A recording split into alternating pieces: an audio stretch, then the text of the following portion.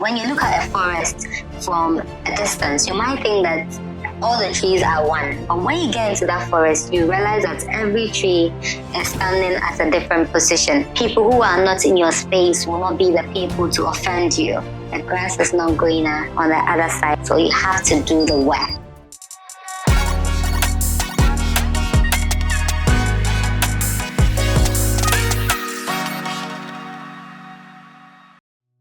Hello fam, and welcome to my YouTube channel. This is Side Profile, uncovering the angles, profiling the stories. Today I want to talk about greener pastures. Greener pastures. Is the grass really green all over the fence? Or is it just something we think about? I think I read from somewhere which said that the grass is not greener on the other side. The grass is greener where you water it. So you have to do the work. You have to just be on it and water the grounds where you stand really. I would take the greener pastures conversation in twofold. And I think the one that is easily assumed is traveling abroad, going to find new opportunities, whatever that may be, yes. And I will also touch on the relationship side of it when we talk about greener pastures, when people have very short attention span nowadays. They want to move on to the next thing because they think it's better there, there's no history there, there's no hurt there, it's less commitment and all that. We'll delve into it. I first want to touch on the greener pastures in terms of finding new opportunities or traveling and stuff. And take it from me when I say that you have to have a very considered decision when you want to move to a country. I think when we take it biblically, there were people who moved to be sojourners in other lands where it went well for them because maybe they had the direction from God, from a supreme being. They had this inclination, an instinct that they had to move, they had to change. But what goes into making a decision about searching for new opportunities, particularly traveling? And in Africa, where I come from, people think, pray, live, just build their life around traveling. I have a stepbrother, and he would tell me he would not really do much with his life. You keep asking him what's going on, and he'll say, my destiny is in traveling. Like he will say, like literally he will say that for people who understand my local language. But yeah, what that literally translates into is that my destiny is in traveling. I feel I will succeed when I travel. And so people almost lazy about, if you want, the people who in secondary school, they were playing the fool, if you want, and because they knew their parent was abroad or an uncle was there and they had been promised they would be taken there after school. Maybe going to secondary school was a condition precedent where you just had to attend, just go through the ropes and finish, and once you finish we'll take you. So they were just doing it for doing sake. But I want to say that it has to be a very considered opinion. Do you know somebody where you're going? Where are you even going? I find people saying, I'm going abroad. And do you know somebody there? What have you thought? What do you know about the country you want to go? They don't know. They know a neighbor's son, a neighbor's dad who is there and has built a house, and they think that they will also arrive, so to speak, when they get there. But do not take this decision lightly.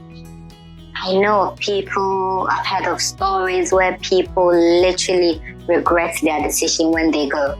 So people and connection men, if you want, travel agents, will take huge sums of money from people. People will sell and be in debt. They will take bank loans and all that.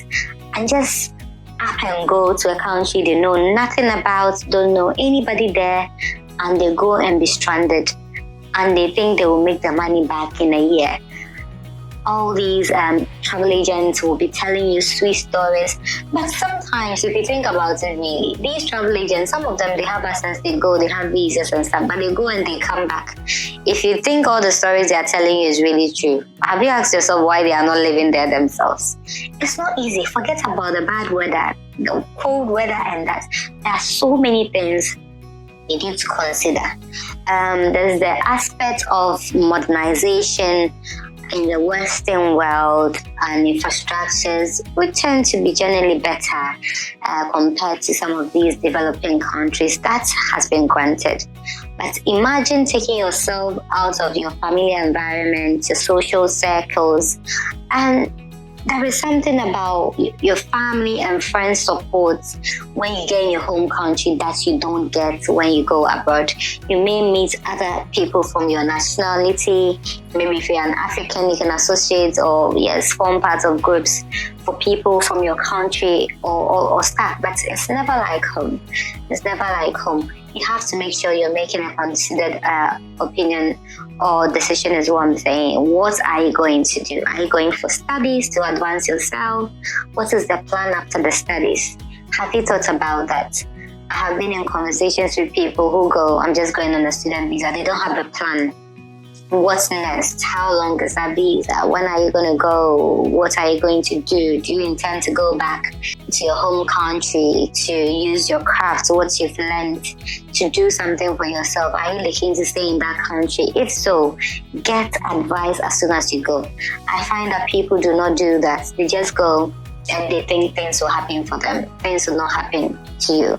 If you fail to plan, then you plan to fail. So you have to make this decision meticulously, considering so many aspects of it. Otherwise, it will not be a good experience for you, because people go and they regret.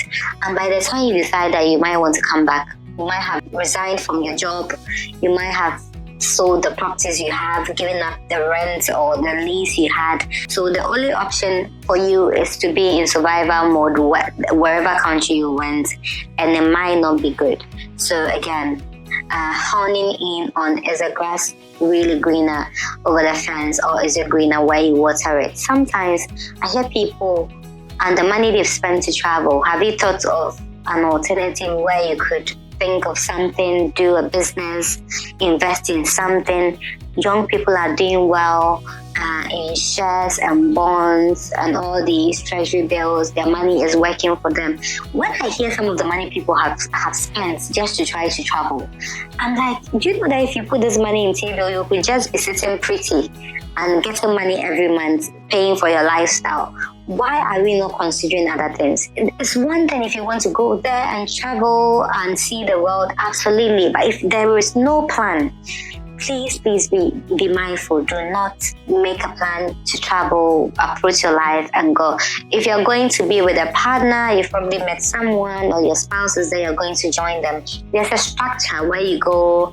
He or she might have rented a place, bought a place, you have somewhere to live. Take it from me. Make a very considered opinion. Look at all the angles and the aspects and the money you're spending, and if you could have a better alternative investing in your country.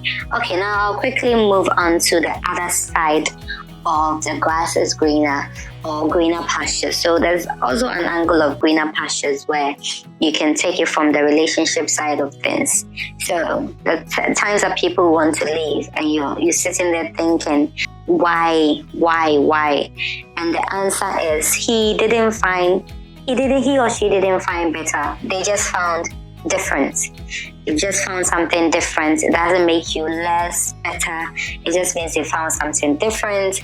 Also, we need to talk about the greener pasture lie, where people think, yes, it's definitely going to be good.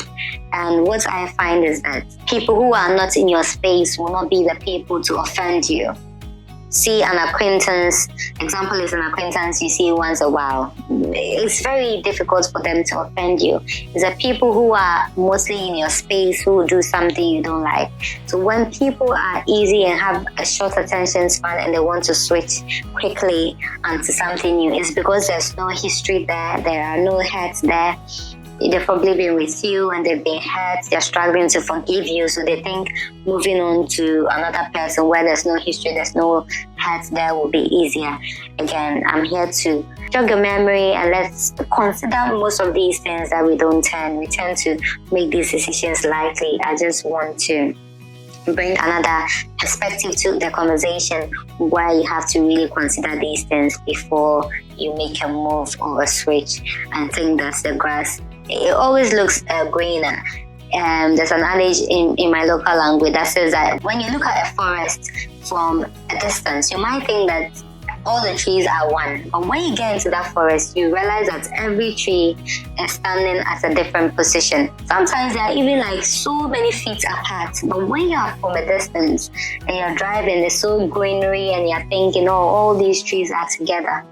When you go really close there, you realize that the trees are not actually joined together. They are all having their own separate standing positions. So that is what I want to also talk about. Let's know that people don't leave because they found something better. They are just chasing feelings as well. Sometimes people do not want to do the work. They just want to up and go. So also when you're sitting there, being on the receiving end where people have left, and then you are blaming yourself, what did I do? Sometimes it's good to take responsibility. And whatever has happened, whether you think it was your fault or not, there's something to be learned from it, and there are lessons to be taken. There's a responsibility where you can really be accountable to yourself and see what you did wrong in order to move on better and do better in the next thing. But I want you to also quit thinking that they left just because they found something better. It's probably because they're just chasing feelings. Have you thought about that? It's also probably going to make you feel better. So yes, to wrap up on this section as well, I have been talking about greener pastures, and I have taken it in twofold. So literally traveling to see greener pastures, opportunities outside, and the relationship side of things where people have left, and then they are thinking, you are sitting there thinking, did they leave because they found something better? Was it me? You question yourself and your self-worth. Was it me? Am I good enough? Am I worthy of love? Yes, you are. You are worthy of love. I have said you need to take accountability and see where you went wrong.